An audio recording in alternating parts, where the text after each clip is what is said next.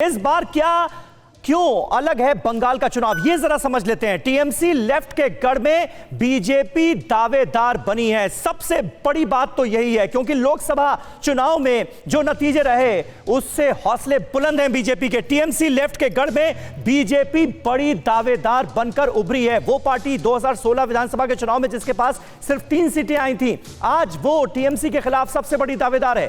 पहली बार टीएमसी और बीजेपी की सीधी टक्कर होने जा रही है बंगाल के रण में, बंगाल के मैदान में। 2019 में पहली बार बीजेपी को 40% से ज्यादा वोट हासिल हुए। लोकसभा में 18 सीटों पर कब्जा जमा लिया भारतीय जनता पार्टी ने, यानी बंगाल में बीजेपी बहुत मजबूत हुई।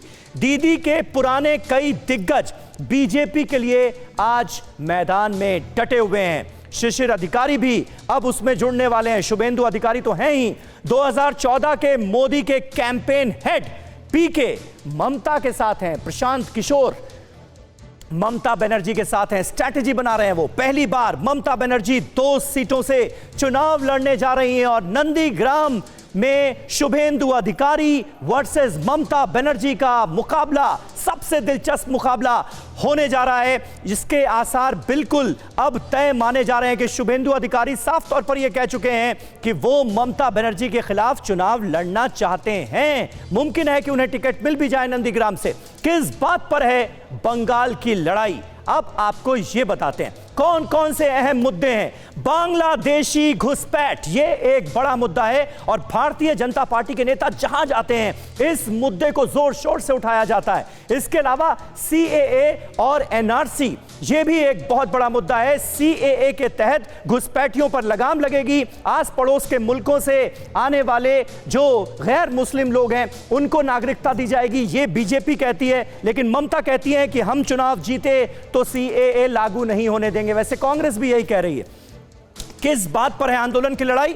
कट मनी और भ्रष्टाचार, ये एक बड़े मुद्दे के तौर पर उभरा है। कट मनी का मामला, भ्रष्टाचार का मामला, और इसे बीजेपी ममता बनर्जी की सरकार के खिलाफ एक बड़ा मुद्दा मान रही है। इसके अलावा बाहरी वर्सेस बंगाली, क्योंकि टीएमसी की तरफ से इस मुद्दे को जोर शोर से उछाला जा रहा है और बीजेपी के लोगों को बाहरी बताया जा रहा है और टीएमसी के लोगों को बंगाली बताया जा रहा है। बाहरी वर्सेस बंगाली की लड़ाई बनाने की कोशिश। राजनीतिक हिंसा जमकर हो रही है। बीजेपी के कार्यकर्ताओं पर अटैक होता है तो आरोप टीएमसी पर लगता है, टीएमसी के कार्यकर्ताओं पर अटैक होता है तो आरोप बीजेपी पर लगता है। कुल मिलाकर ये तमाम मुद्दे हैं जिन पर इस बार बंगाल में चुनाव होने जा रहा है। प्रियंका टिबरेवाल हमारे साथ मौजूद हैं भारतीय जनता पार्टी से।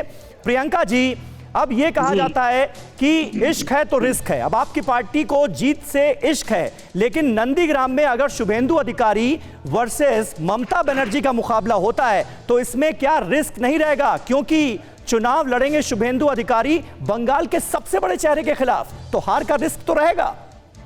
बिल्कुल भी नहीं। देखिए, राजनीति में भगौड़ों के लिए जगह नहीं। अच्छा, शुभेंदु अपनी ही सीट पर चुनाव लड़ेंगे। भगौड़ा कौन है? ममता बनर्जी। कहां से भागी? भवानीपुर से। क्यों भागी?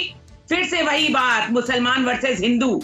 भवानीपुर में हिंदू वोट जो है वो ज्यादा है, मुस्लिम वोट नहीं है। और क्योंकि माइनॉरिटी वोट्स नहीं है और वहां पर जो कॉन्सेंट्रेशन है, ज्योग्राफिकल जो आप रेशियो देखिएगा, वहां पर ये क्या बोलते हैं, गुजराती वोट्स हैं, मारवाड़ी वोट्स हैं, हिंदी वोट्स हैं। इसीलिए ममता बनर्जी उल्टे पैर भाग गई, क्योंकि लोकसभा में अपनी ही सीट हारी है ममता बनर्जी। इसीलिए डर के मारे अब वहां गई हैं जहां पे 67,000 मुसलमान हैं, ये सोचते हुए कि इस बार भी माइनॉरिटी अपीसमेंट के चक्कर में मुसलमान बचा लेंगे। लेकिन ऐसा होगा नहीं। और मुझे 1 मिनट का समय और दीजिए, क्योंकि खालिद जी ने जो कहा था उन 2-3 चीजों का मैं जवाब देना चाहती हूँ। उन्होंने चार्टर प्लेन की बात की थी, तो देखिए, जो डिजर्व करते हैं, जो डिजर्व करता है उसको मिलता है। लेकिन ममता बनर्जी का बेटा भतीजा जो भी है, अभिषेक बनर्जी, वो जब हेलीकॉप्टर में घूमता है तो उसके पैसे कहां से आते हैं? बाकी सारे नेता तो गाड़ियों से या ट्रेन से घूमते हैं, वो हेलीकॉप्टर से घूमते हैं सारी जगह पर। दूसरी बात, उन्होंने परवाह देश की, सोमवार से शुक्रवार रात 10 बजे TV9 भारतवर्ष पर।